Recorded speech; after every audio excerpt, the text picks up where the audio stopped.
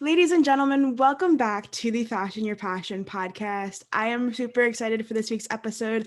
I have former NFL player who is now a coach, a speaker, and just all wonderful things. Anthony Trucks is here with me today. Anthony, how are you? I'm doing well. How are you doing? I'm good. I'm Good. good. Thank you again for coming on the podcast. I'm super, super excited for you to be here. Can you just give my listeners a little bit more about what you do, who you are, and sort of your journey to get to this point? Yeah. No, the main thing that I do is I teach people how to upgrade how they operate at an identity level to reach out and pretty much get their dreams met. So reach their full potential in some capacity. I'm a former NFL athlete, like you talked about. I'm a father. I'm a husband. I'm a speaker and a coach. And yeah, the big thing that I focus on is when I leave this planet, I got to make sure the people that I've been in contact with in some way, shape, or form are better versions of themselves. I know it's kind of like that arbitrary better version, but we all know that there is a level that we're doing things that it's outputting things that are less than what we want. Yeah. And so for me, I focus on going in and figuring out the different little pieces of who we are, and then how to shift those to be able to become the person who has all the things that we want from the inside before it becomes real on the outside. Yeah.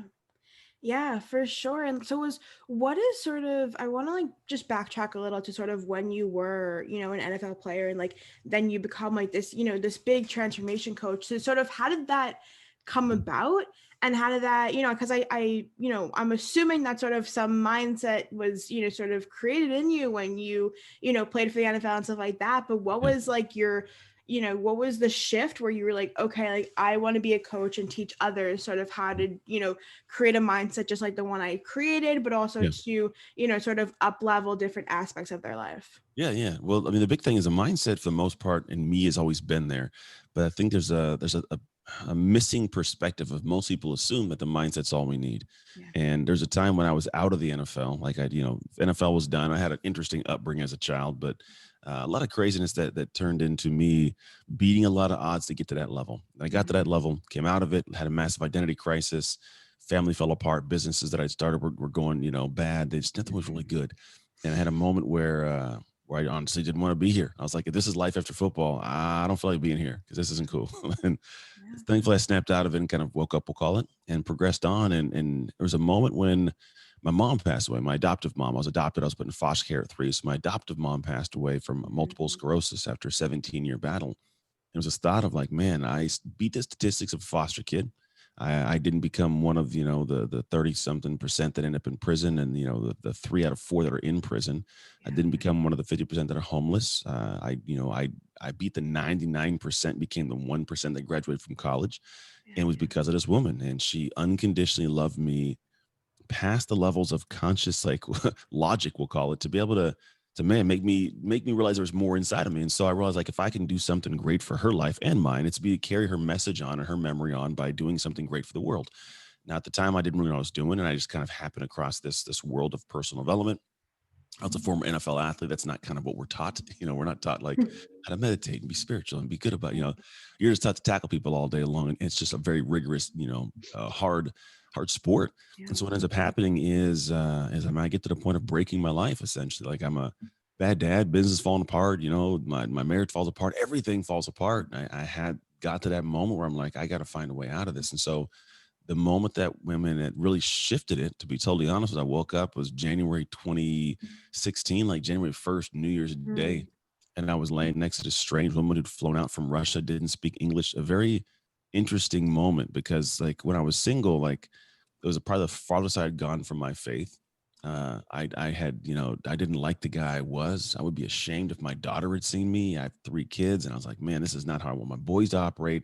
I don't want my daughter to operate like this.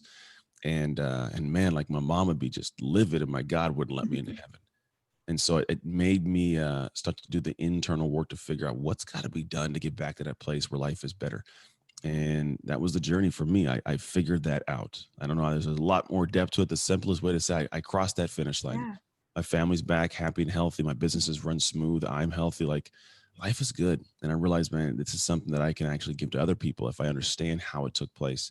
And it wasn't just a mindset, because I had an NFL mindset, a great Right. mindset, Right. still broke my life. It was where I self-categorized, where I believed myself to be.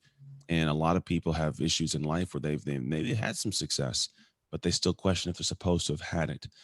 Or, maybe they want to try something new, but they don't think it's who they are to do that thing. And so we have these in between little areas where we can have big visions and minds that's great, but the moment that life shows up, either we sink or swim, because a mindset's only as good as the affirmations and tools and tactics you can utilize in a moment. Right. But what about the moment when all crap hits the fan and your mindset, it doesn't know what to do? Well, Mhm. now it leans onto your identity. Who are you in those moments unconsciously? And those are the moments that actually make or break our life. Whether you want to be a business owner, do you make those calls? Do you write that book? Do you launch that program? Do you launch the podcast? Or do you sit down and make a great excuse as to why it took the last 6 years to not get done? Yeah. And people sit in that little bubble and we think it's something small, but it's so much bigger.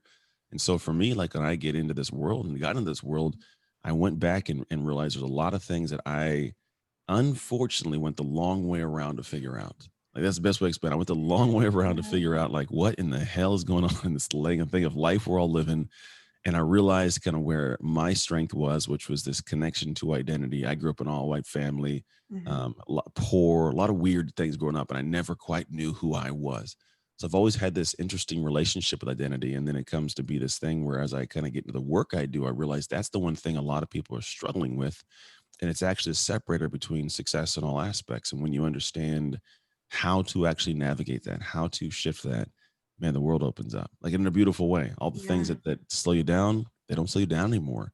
I had a client yesterday. He says, I'm trying to, what did he say? He says, I'm trying to to ask the question of what would my best self do in this moment? Mm. And I was like, you can't ask that question. It's the wrong question to ask. And that's not what most people would hear. He's like, what do you mean? I was like, well, you don't know your best self. It's usually Mm. going to be far beyond what you believe it's to be. And you've never met that person. However, ask the question, what would my coach or mentor do in this moment? What would my coach or mentor say? Because you know that person and you can probably get in their head a little bit and understand not so much what their mindset is, but how they would naturally just do things without even Mm. a second guess. And that's kind of the thing I try to get to people to understand is like when you get to that flow and that's you to your core, you don't even have to ask the questions of what would so and so do. It would just happen naturally. And that's why successful people make it look easy Yeah. because they're just flowing. It's just a flow. The interesting thing is their flow is just 10 levels above yours. Yeah. When you understand how to upgrade to that level, you get to access what they access because you access the parts of you and built the parts of you that they've built for themselves. Yeah, that's amazing. And I know for me right now, like as I'm sort of creating, the life of the dreams that I didn't even know I had, I'm always constantly asking myself, like, what would my mentor do? What would my mentor do? And stuff like that. Because like exactly what you said, like it's so much easier to sort of, visualize and get into their head about like what they would actually do versus like, the person who you want to be because they don't actually exist. And so I think that's so powerful. Why do you think people struggle with identity so much? Like what is it? Is it society? Is it themselves? Is it how they're raised? Like what is it exactly that, sort of results in them struggling with, figuring out who they are and moving on with that? Yeah. Well, first thing is, I don't think most people would actually use the language. This is found out. Most people won't actually use the language of my identity. It shows up in different places. Mhm. Uh, and just put it this way, anchor it down. Any successful person you've ever met, if you ask them who they were when they were unsuccessful, their eyes kind of pop up to the left or the right a little bit and they start to roll around and they come back to you and say, I don't know, I was a different person back then. It's a very telling moment. And I heard that a lot. And I was like, what the hell does that mean? Like, I was a different person back then. And I started realizing, like, oh, like completely internally, like it's almost hard to connect with that individual, right? So people don't always say the language of my identity's off. It's just we start doing things or not doing things Right. unconsciously, instinctually, right? And so the reason that we first off get to these moments where people are struggling is because when they first don't even realize it's an identity issue, they think it's just, oh, I don't have the habits, I don't have the mindset, my belief system's a little bit off. I don't have that strategy. Mhm. Like people who have a certain identity of success, they don't even need the strategies. They figure the damn thing out. Yeah. Like they just go do stuff. It's hella weird. Like people I'm around, I'm like, how'd you figure it out? I was like, I don't know. I just went and figured it out. Like it's who they are to do that. It's not even this, they don't need the tools, right? That's part of it. But the other part of it is it gets to the point of trying to like navigate it when you get to the point of realizing in your life, there's something more that I want that I don't have right now. If you were the person to have all those things, you'd have all those things. It's logic, right? If I was that person doing those things and it was just who I was, like I naturally have those things. So people have these inherent things they're battling blindly. They don't Mhm. realize where the issue's lying. And really it lies usually in the background. It's not the book you buy, the course you get, because people buy them and they don't read them. They get that shelf esteem, right? I feel good. I Yeah. bought it on the shelf, right? Or they get it, they consume it, and they don't execute the way it's supposed to be executed. Some 3% of people finish courses, 97% don't. Like there's a reason Mm. why, and it's an odd part of like why aren't we unsuccessful? Like, well, you didn't do any of the damn work. It wasn't who you were to complete it. And Yeah. so I think a lot of people they don't realize that this is what's going on. It was programmed when you were a kid. By the time we were our late teens, there's actually Eric Erickson's theory of psychosocial structure, and it really goes through different role aspects. And what you find is you progress through multiple roles, and then when you get to that 14 to 18 range, you go from what's called a previous like role structure. You go into what's called identity and role confusion. So I'm trying to Mhm. figure out. I've got to kind of feel for who I am now. I understand like how I look and I got my clothes and like I got my people I'm with. I kind of feel that. But then now there's a role confusion because I'm thrust into this world. And here's the crazy thing. I'm put into this world to find out what my career is, what relationships mean, what life is all about, travels and trips and all these different things that matter now. I'm just thrust into it out of high school, but I don't even know who the hell I am or where I fit or what goes on. What we do, we just start surviving for the rest of our lives. Yeah. Like we just like, we're gonna figure it out. And so we do is we are haphazardly dealing with situations that are like shifting and shaping who we are. It's interesting. So when we show up, we are being somebody every day. Right. Whoever you are being is because of how you were programmed as a kid from teachers and moms and dads and coaches and all these different environments and people, music and TV. They were all programming us. And that's what we thought life meant and what money meant and what relationships are and what sex was about. So it programmed us.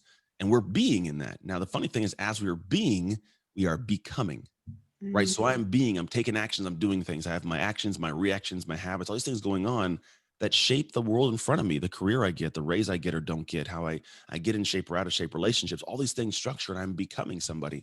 But because I entered the world haphazardly and didn't think about who I was being, like the world just shapes and shifts around me unconsciously. And it's this very odd thing because now what happens is you're building this life that like you're not even intentionally trying to build. You want things, but you can't figure out why the hell it's not here. Yeah.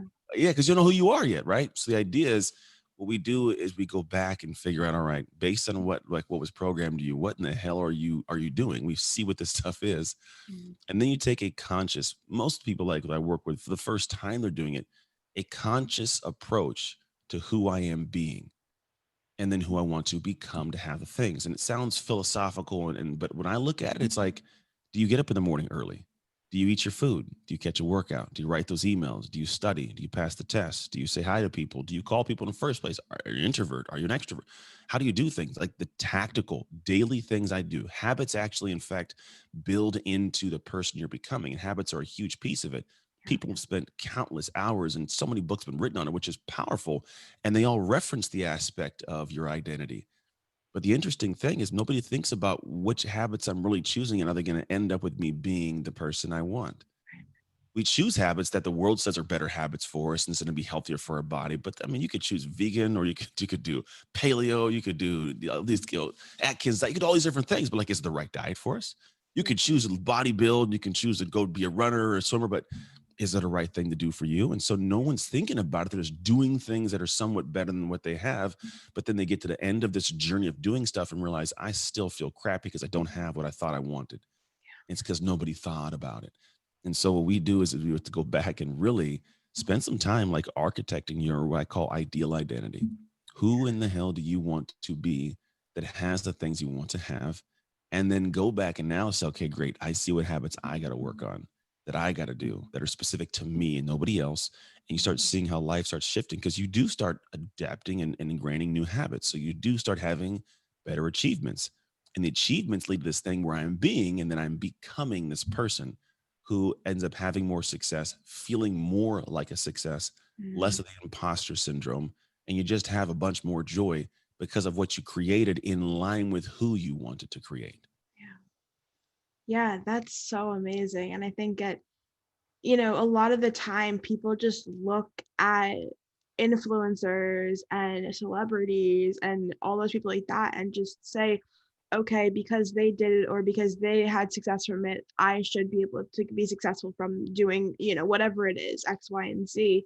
Mhm. And I think that it doesn't work that way. You have to sort of, use trial and error and be like, okay, maybe this one isn't for me, or maybe this one, I can do a little bit more and stuff like that. So, what are sort of some of the things, or I guess activities, quote unquote, that people can use in order to sort of first craft their identity of who they are right now, but second, craft their future identity, who they want to be, Yeah. especially for those who are, right now still influenced by, heavily by their parents or their teachers or their Yeah. friends or, whoever. Yeah. I mean, the first thing is just a question. Just ask yourself why I do this thing. Hmm. I don't care if it's why do I like to eat fast food over cooking. I don't care if it's why do I always get jealous in a relationship. Hmm.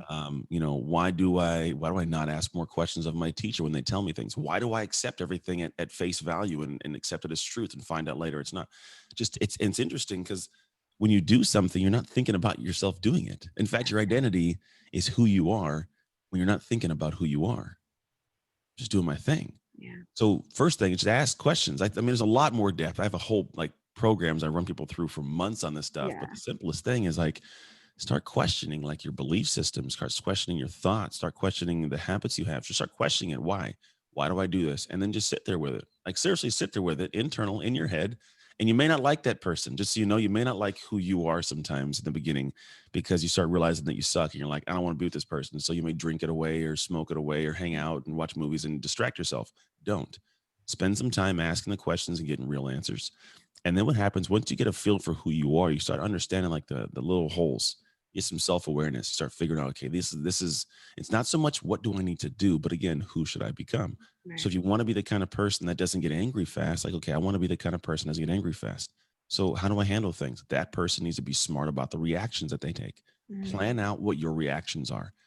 And there's an area I call the hard formula: habits, actions, reactions, and drivers. And I apply it to specific little areas in our lives. There's like 6 core drivers I do it, but the simplest way is like some are going to be used in the aspect of reactions. If I'm an Yeah. angry person, I fly off the handle. I'm normally doing that. I need to now adopt new habits in terms of how I handle my reactions. Mm. If I'm a person who is indecisive and I don't do much and I procrastinate or I make excuses, this person needs to figure out how to take actions because that person's not an action taker, right? They'll plan all day long, but they don't take the action they need to. And then some people are really good at doing things. They just get busy being busy. You need to go, that person needs to question their habits. So if I'm busy being busy and I'm good at being busy, I do all these extra things, but I'm still end up like at the end of my rope and my wits end. Well, then start taking a look at what in the world are the habits you were doing. And what you do is you start figuring out what are the ones you need to have in place to be the person you want to be. And I have people ask this question: the person who has all the things that I want, how would they handle this moment? It's kind of like asking a coach, but a coach I think is different because the coach may have a different life than what I want. But I know if I think about the person who has maybe the job I want, the relationship I want, it's an arbitrary human that I don't quite know, right? But I know to an extent. If I've so say for example, I get to the end of my day and I'm tired and I just want to come home and I want to eat dinner and I want to go, I don't want to get out a whole bunch of food and cook a healthy meal. I don't feel like doing that. What's fast, man? I got some cup of noodles right here. Nah. And then I got to ask myself, what would the person who has, I don't know, the healthy body that I want do? Right. And if it's not this thing, I don't do this thing. All right. Yeah. And I go, right. And so you just ask that question consistently. And the more that you ask that question on a daily basis, the more you start seeing your life change. You'll start making decisions outside of your feelings. And that's the problem for a lot of us. We operate our lives off of feelings. I Yeah. feel like it today, so I do it. I don't feel like it today, so I don't. And guess what? If you're inconsistent, you don't have the success you want.